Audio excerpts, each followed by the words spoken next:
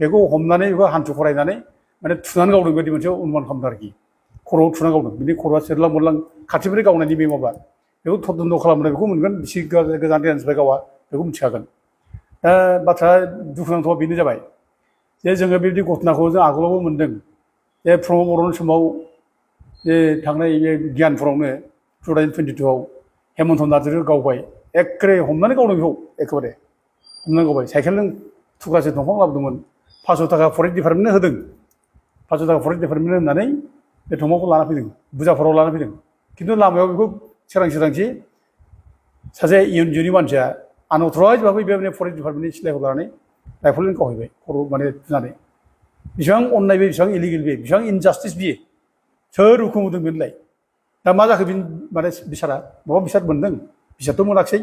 दा थंमा सिखाव थंमा खावग्रा होननानै नैबेखौ माने दाय होनानै फोजोबबाय दा दिनै फेमिलिया मा अबस्थायाव दं सोरबा खबर लादों बर'नि बे दानि बिटिसिनि जेनाखि नेताफोर खबर लादों जेबोथ' खबर लायाखै बिनि फिसाफ्रा बोरै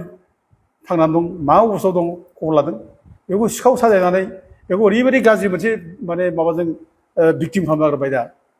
बिसोर दायानो जेबो गैया आइ वाइनि न' टि एम वाइनि न' लुनो थांदों थंमा थुख्रासो लादों बेनो गावथार जाबाय आइनाव बिदि दं आरो बे माबाबो गावथारबाय बे थाख्लाय दैयाव थांनानै बे माबाखौ सासे बर' मानसि बेबो हाबा जा बेबो बारा गोबाव जायाखै फिसा दं लेखा फरायफुनाय गथ' दङ बेखौबो गावथारबाय थांनानै गावथारदों बेखौ हमनानै दोनदों गोबावनो फरेस्ट डिपार्टमेन्ट अफिसाव आरो बेखौ लानानै थानानै गावथारदों बेसेबां अननाय बियो आइनाव बेबायदि दं नामा गावथारनो हानायनि आइनाव मा दं फालाय माबा दाय जादोंब्ला माबा मोनसे भुल जादोंब्ला हमनानै साजा हो जोंहा बेयाव बुंनांगौ बाथ्रा गैया साजा हो दाय मावदोंब्ला रावबो जेबो बुङा दसे मानसिखौ हमनानै साजा होनायाव आयेन गथ'खौ साजा होजोबो बुंदों खिन्थु नों मानो गावखो नोंनो सोर अथ'राइज खालामखो सोर गावखो सोर थोनदों फालाय बिदिलाय आइनाव बिदि नङा आरो थोनग्रा सोर बिलाय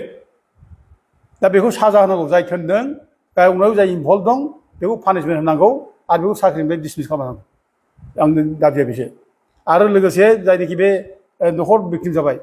बे फेमिलिया दा बोरै थांनो हानो बिसि दं सासे फिसा गथ' दङ दा बोरै थांना थानो बोरै थांनांगौ बिसोरनो आर्थिक माने सहाय होनांगौ आर्थिक सहाय जाहाथे बिसोर न'खराव थांनानै थानो हायो बेखौ खालामनांगौ दानि गभर्नमेन्टआ बिदि नङा दायनिगिरि जागोन गभर्नमेन्टआ दाया मावबाय फरेस्ट डिपार्टमेन्टआ गावनि दायखौ दोनखोमानो थाखाय दिनै माने फरेस्ट डिपार्टमेन्ट गावदों होनना बुंना बायनाय बेथ' जाखाथारा नंखाथारा रावबो बिसास खालामा बेखौ बे बानायनाय बे गावखौ डिफेन्ड खालामनो थाखाय बानायनाय बे फरेस्ट डिपार्टमेन्टआ सासे फुंखा बसुमतारी होननाय बारा बैसो जायाखै गथ' सासे गोनां हाबा जानायाबो 5 बोसोरल' जादों बेखौ गावथारदों बे बाथ्राखौ आं खोनादों खोनानाय लोगो लोगोनो आं खोब माने गाज्रि मोनदों दुखु मोनदों आं खबर लाहरदों मारै जामारदों दा जों जा खबर मोनो जोङो अथेन्टिक खबरखौ जों माने एक्जेक्ट खबरखौ जों बांसिन जों मोनो आरोखि जों फेब्रिकेटेड खबरखौ जों मोना दा जों डिटेल्स खबरखौ जों बांसिन जों मोनो दा जों गामिनिफ्राय खबर लायोब्ला गामि मोनसे खबर माने मोजां खबर होयो आरो लोगोसे जायनाखि रिपर्टारफोर बिसोरनिफ्रायबो आं खबर लादों बिसोरबो मोजां रिपर्टिंखौनो होयो बेफोरबायदि खबरखौ आं लानानै नायबाय जे जा फरेस्ट डिपार्टमेन्टआ फुंखा बसुमतारी गावदों बे एखेबारे खोब अननाय जादों दिन दा खामानिफ्राव मुगैथावथाव आरो बे जघन्य खामानि बेखौ मुगैनांगौ दा आं मिथिनाय बादिब्ला फुंखा बसुमतारीया हाग्रायाव थांदों बे दंफां लायदों जानो हागौ बियो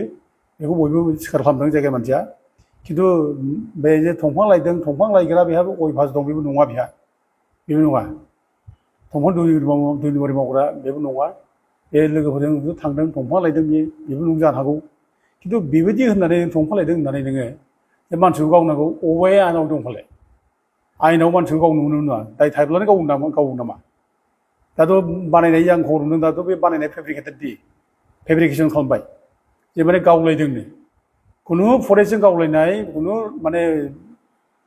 2 नम्बरनि मानसिफ्रा गावलायनाय बा दंफां लाइफांफ्रा गावलायनाय बिदि जों खुनु खोनाफेराखै जाफेराखै बिदि घटना जायोब्ला गावखौ बासायनो थाखाय डिफेन्ड खालामनो थाखाय बे बाथ्राखौ बुंबाय थायो बानायो दा बानायबाय बे माने गावलायदों होननानै एक्सुवेलि जायनाखि रिपर्ट मोनदों गावलायाखै आरो जायफ्रा 7 मानसि खारना गदों जों लोगोआव दङ बिसोरबो डिटेल्स बुंबाय बिसोरनिफ्राय जों खबर मोनदों दा बिसोरबो बुंबाय बिदि खुनु गावलायनाय खोथा गैया थांनाय फरेस्टआ गावदों ओमफ्राय गावसोर जेरैबायदि खारदों ओमफ्राय बे खाराखै बे जायनाखि फुंखा बे खाराखै नैबे माने गावथार जाबाय आरोखि दा अनुमान खालामदों बेखौ हमनानै बेखौ हान्थु खरायनानै माने थुनानै गावदों बायदि मोनसे अनुमान खालामदों आरोखि